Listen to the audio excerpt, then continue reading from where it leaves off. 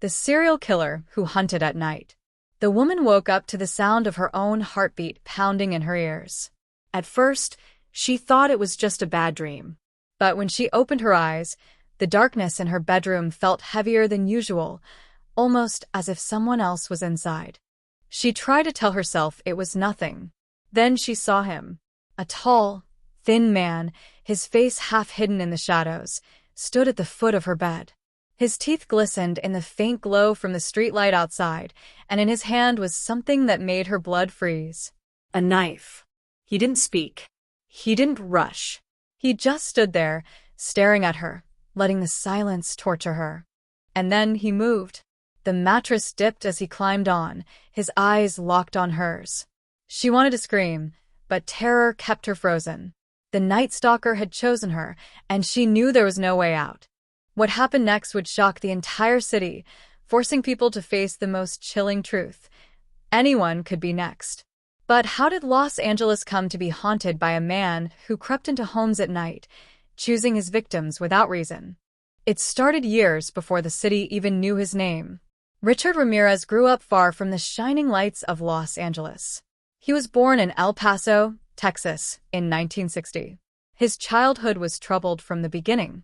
His father was strict, quick to anger, and often violent. At home, Richard found no peace. As a boy, he spent more time hiding than smiling, escaping into the night just to breathe without fear. But it wasn't just his father's temper that shaped him. Richard had a cousin named Miguel who had returned from the Vietnam War. Miguel liked to tell war stories, but his stories weren't about bravery, they were about cruelty. One day, Richard witnessed Miguel do something that would scar him forever. During an argument with his wife, Miguel pulled out a gun and shot her right in front of him. Richard was only 12. From then on, Richard drifted. School no longer mattered to him. Nights became his escape. While others slept peacefully, Richard roamed the streets, soaking in the freedom and the shadows. As a teenager, Richard began experimenting with drugs. Marijuana, then LSD. Each high took him further away from reality. But drugs weren't the only escape he sought. He developed a fascination with Satanism and the occult. By the time he reached his late teens, Richard Ramirez was no longer just a troubled boy. He was becoming something far more dangerous. When he moved to California, Los Angeles was booming with life, energy, and opportunity. People chased dreams there. Families built homes. Couples walked hand in hand through sunny neighborhoods. But for Richard, it became his hunting ground. The first break-ins were quiet. Small thefts. A watch here, a piece of jewelry there. But soon, stealing wasn't enough. Richard craved fear. He craved control. By 1984, Los Angeles was about to meet its monster. The attacks started suddenly, and they were brutal. Victims ranged from the young to the elderly. There was no pattern. One of his first known victims was Jenny Vincow, a 79-year-old woman who lived alone. It was June, and the summer heat was heavy. She left her window slightly open to let in a breeze. Richard saw his chance. When her body was discovered, neighbors couldn't believe it. Who would hurt an old woman? But this was just the beginning. News of the crime spread quickly, but in a city as big as Los Angeles, people tried to convince themselves it was an isolated case. A tragedy, yes, but not something that would happen again. Detectives scrambled for clues. They found shoe prints left at some of the crime scenes. A size 11.5 obvious sneaker. Still, the attacks continued. And every night, families locked their doors, checked their windows twice, and prayed they wouldn't be next. Gun sales skyrocketed. Yet Richard thrived on the fear.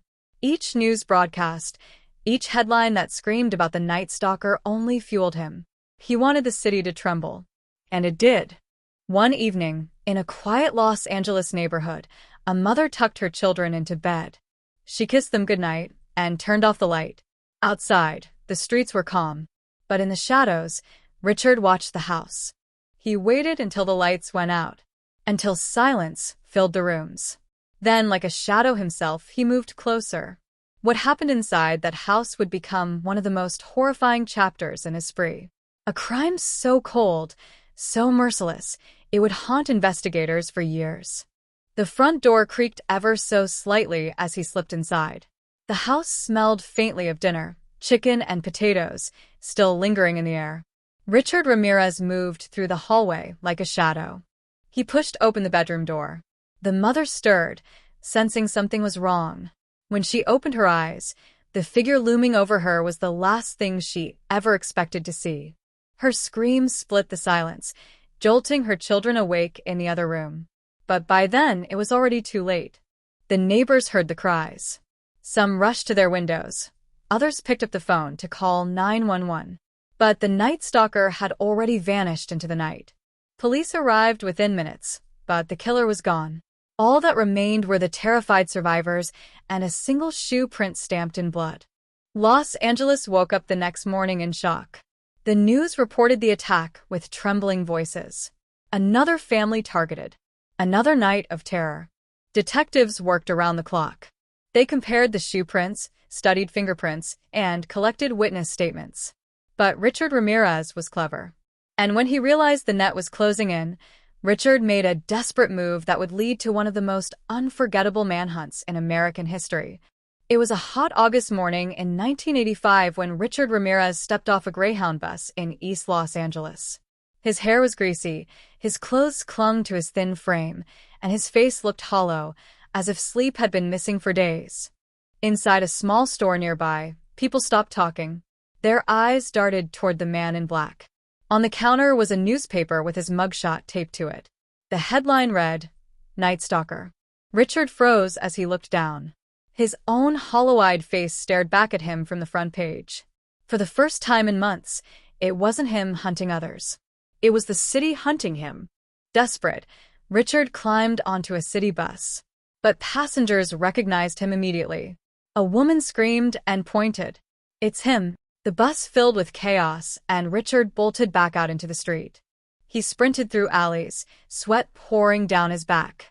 Trash cans rattled as he shoved them aside, glancing over his shoulder as sirens echoed in the distance. In every neighborhood he passed, people peeked from windows and porches. Their eyes, once filled with fear, now burned with anger. At a stoplight, Richard grabbed at a woman's car door, yanking it violently. She screamed and leaned on the horn, her cries echoing down the street. The noise brought people out. Men grabbed sticks, pipes, and anything they could use as weapons. They shouted, "Catch him! Don't let him get away!" Richard tripped against a chain-link fence, crashing to the ground. Neighbors closed in fast, weapons raised high. The first blow landed. Then another. The crowd swarmed him, fists, boots, and sticks raining down. Blood streaked his face as he clawed at the dirt. Police sirens screamed as officers rushed in. They had to push the furious crowd back just to reach him. The people of Los Angeles had waited too long for this moment. Richard Ramirez, the Night Stalker, was dragged to his feet. His hands cuffed, his face swollen and bruised. Shoved into the back of a squad car, he was finally caught. That evening, the city exhaled. On television screens, the news announced his capture. In homes across Los Angeles, families hugged each other, feeling safer for the first time in months. But the story didn't end there. When the trial began, the courthouse overflowed with crowds. Cameras flashed. News vans lined the streets. The Night Stalker had become a spectacle. Inside, detectives laid out their evidence. Crime scene photos, ballistic reports, and footprints, all tied to Richard Ramirez. But Richard only smirked. At one point, he raised his hand to reveal a pentagram drawn on his palm, taunting everyone watching. Even stranger, some young women showed up just to see him. They blew kisses, smiled, and wrote letters, treating a killer like a celebrity. But survivors of his attack shattered that image. Tearful and shaking, one woman pointed at him in court, saying, "That's the man who tried to kill me." After months of testimony, the jury delivered the verdict. Guilty on 13 murders, 5 attempted murders, 11 sexual assaults, and 14 burglaries. The judge pronounced the sentence, death in California's gas chamber. Richard only sneered. Big deal. Death always went with the territory. See you in Disneyland. For decades, Richard sat in a cell at San Quentin prison. Older now, thinner, his dark eyes still burned behind the bars. But death didn't come in the gas chamber. It came quietly. In 2013, Ramirez died of cancer in a prison hospital ward. Still, Los Angeles never forgot the summer of terror. The city's skyline at night stood as a reminder of the fear one man brought to millions. And in the end, his story became a warning. Evil doesn't always hide in monsters. Sometimes, it looks like a man walking alone under a streetlight, waiting for the world to fall asleep.